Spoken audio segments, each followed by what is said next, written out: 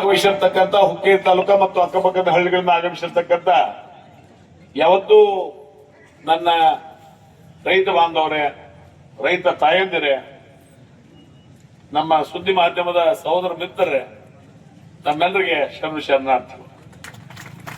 ಇವತ್ತು ವಿಶೇಷವಾಗಿ ಈ ಒಂದು ಸಭೆ ನನ್ನ ಹಕ್ಕನ್ನ ಕೇಳುವಂತ ಸಭೆ. ನನ್ನ ಹಕ್ಕನ್ನು ನನಗೆ ಕೊಡ್ರಿ,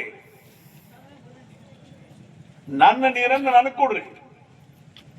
ಇದರಂತ ಮುಂದಿನವ್ರಿಗೆ ಕೊಡಬಾರ್ದನಾಗತ್ತಿಲ್ಲ, ನಮ್ಮ ನೀರನ್ನು ನಮ್ಗೆ ಕೊಡ್ರಿ ಅನ್ನುವಂಥ ವಿಚಾರದಲ್ಲಿ ಕಳೆದ ಸ್ವತಂತ್ರ ಸಿಕ್ಕ 75 ವರ್ಷದಿಂದ ಅನೇಕ ರೀತಿಯ ಹೋರಾಟಗಳನ್ನು ಅನೇಕ ಜನ ಮಾಡ್ಕೊಂತ ಬಂದಂತ ಸಂದರ್ಭದಲ್ಲಿ ಅದು ವಿಶೇಷವಾಗಿ ಲಾಲ್ ಬಹದ್ದೂರ್ ಶಾಸ್ತ್ರಿ ಅವರು ಸಹಿತ ಜೈ ಜವಾನ್ ಜೈ ಕಿಸಾನ್ ಅನ್ನುವಂತ ಒಂದು ಸ್ಲೋಗನ್ ಅನ್ನು ಹೇಳೋದ್ರ ಮುಖಾಂತರ ದೇಶದ 2 ಕಣ್ಣುಗಳು, ದೇಶವನ್ನ ಇವತ್ತು ದಿವಸ ನಾವಿಲ್ಲಿ ಏನೋ ಮಾಡಕತ್ತೀವಿ, ಇಲ್ಲೆಲ್ಲ ಸುರಕ್ಷಿತವಾಗಿ ನಾ ಮಾತಾಡಕತ್ತೀವಿ, ನೀವು ಕೇಳಾಕತ್ತಿದ್ರಿ ಏನ್ ನಡೆದ.